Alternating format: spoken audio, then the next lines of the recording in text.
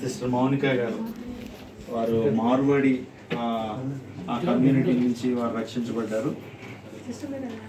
వాస్తవానికి నాకు గుంటూరు నుంచి వీరు పరిచయం.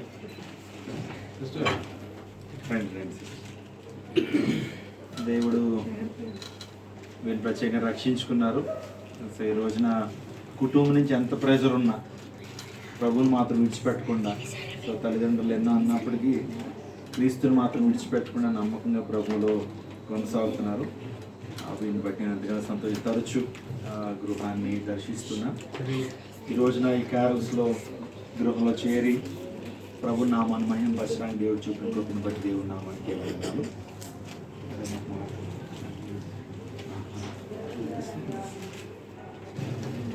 అందరికీ మా మ్యారేజ్ అయ్యి 10 years కంప్లీట్ అయ్యి 11. మా పేరెంట్స్ క్రిస్టియానిటీ అసలు యాక్సెప్ట్ చేయలేదు. అయినప్పటికీ నేను ఏదైనా సరే ఇంకా నేను జీసస్ని బిలీవ్ చేస్తానని చెప్పి ఇంకా నేను డిసైడ్ అయ్యాను. అంటే క్రిస్టీకి చిన్నప్పుడు 15 daysకి బాబుకి బ్లడ్ ఇన్ఫెక్షన్ అవడంతో ఆ టైంలో నాకు జీసస్ మీద నమ్మకం, అంటే ప్రే చేయడం అనేది నాకు తెలిసింది. అప్పుడు మా హస్బెండ్ ఒకసారి 15 daysకి అలాగా బ్లడ్ ఇన్ఫెక్షన్ అవ్వడంతో చాలా ఏడ్చేదాన్ని నేను. ఒక పక్క సిజరింగ్ అయింది, తర్వాత ఒక పక్క బాబు. తర్వాత మా హస్బెండ్ ఒక మాట అన్నారు, బెడ్రూమ్లో మేము మామూలుగా కూర్చొని ఉంటే ఎందుకు ప్రాబ్లమ్స్ వచ్చినాయి అని. అంటే నువ్వు ఒక్కసారి ప్రే చేయొచ్చు కదా జీసస్కి అని చెప్పి మా హస్బెండ్ అన్నారు. అంటే నేను అప్పుడు కూడా నేను అంత నమ్మలేదు. నేను హిందూలాగా కూడా లేను, క్రిస్టియానిటీ కూడా లేను. అంటే నేను మామూలు యాజ్ హ్యూమన్ బీయింగ్గా నార్మల్గా నా లైఫ్ కంటిన్యూ చేసేదాన్ని. అలాంటిది నేను తర్వాత ఎంత గొప్ప దేవుడు అని చెప్పి ఒక మాట అన్నాను. అంటే సరే నువ్వు చెయ్యి అంటే నేను చేయను, నాకు రాదు, because I don't know how to pray. నువ్వు చెయ్యి, నేను ఉంటాను అని చెప్పి అన్నాను. తర్వాత ఆయన ప్రేయర్ చేసిన తర్వాత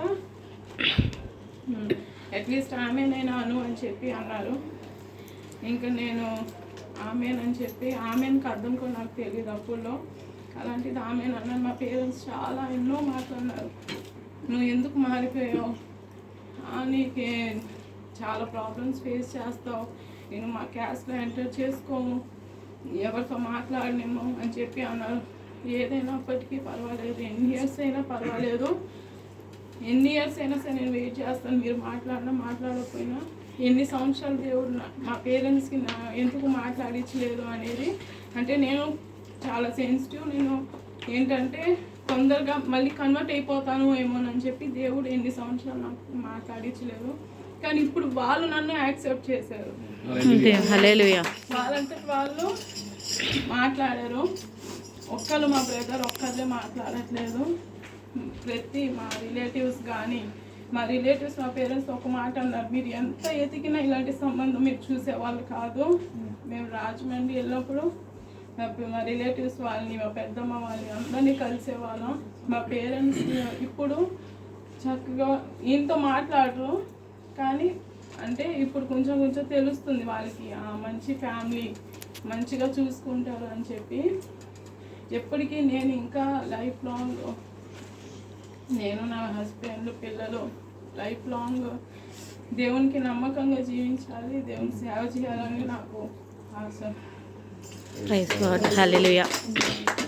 వెరీ ఇన్స్పైరింగ్ టెస్టిమనీ. ఆమె తనకున్న ఆసక్తి 3 lives చూస్తారా, ఒకవేళ సర్వీస్కి రాకపోయినా 3 lives అప్పుడు నాతో మాట్లాడుతూ వాక్యాన్ని ఆమె డౌట్లు అడిగే విధానాన్ని బట్టి I could understand how much she puts her interest on the word of God. వారిని బట్టి నేను సంతోషిస్తున్నాను. యూసఫ్ గారు చక్కటి గాత్రం వారికి ఇచ్చారు, మంచిగా దేవుని కృపలో దేవుని పరిచయంలో కొనసాగుతున్నారు. They are doing real estate business in Vijayawada. అనేక సార్లు చాలా ట్రావెలింగ్స్లో వారు ఉంటారు. దేవుడు ఆయనకి ట్రావెలింగ్ మెసేజ్ ఇస్తూ దేవుడు వారిని నడిపిస్తున్నాడు. We're so happy to be here in the special carol service. Can I share one more testimony? Because ఎంతమందిలో నేను ఎప్పుడు బ్రదర్ని చాలా అంటే చాలా మంది ఉండడంతో నేను టెస్టిమనీ చెప్పాను చర్చ్లో. నాకు 2020లో నాకు గాల్ బ్లాడర్ ఆపరేషన్ అయింది. తెలీదు అది ఆపరేషన్, అది గాల్ బ్లాడర్లో స్టోన్ ఉందని. 2 o'clockకి 3 o'clockకి నాకు బాగా పెయిన్ వస్తే, ఇక్కడ గ్యాస్ట్రిక్ ప్రాబ్లం వస్తే, అలాగ కంటిన్యూగా ఫస్ట్ వీక్ అలా వచ్చింది, సెకండ్ వీక్ అలాగ వచ్చింది, బాగా పెయిన్ వస్తుంది ఏంటా అని చెప్పి సెకండ్ వీక్లో అయితే చాలా సీరియస్ అయిపోతే ఇంకా డోర్ పట్టుకొని ఇంక నాకు అంతా బ్లాంక్ అయిపోయింది మైండ్. ఇంక నా పని అయిపోయింది, ఇంక చనిపోతాను అంటే 2 o'clockకి 3 o'clock హాస్పిటల్ చుట్టూ తిరిగే స్టేజ్కి వెళ్ళాం మేము పిల్లల్ని తీసుకొని. ఒకటే అనుకున్నా ఇంకా 2 o'clock మా హస్బెండ్ని లేపి నా వల్ల కావట్లేదు, ఇంకా నాకు బాగా పెయిన్ వస్తుంది అని చెప్పి అంటే మా హస్బెండ్ చెప్తే మా హస్బెండ్ నీళ్ళు గమనిస్తే నాకు ప్రేయర్ కూడా రావట్లేదు, నాకు తగ్గించు ప్రభు అని నాకు ప్రేయర్ కూడా రావట్లేదు. ఒకవేళ నేనుంటే లైఫ్ లాంగ్ నీ సేవ చేస్తాను, ఒకవేళ నేను లేకపోతే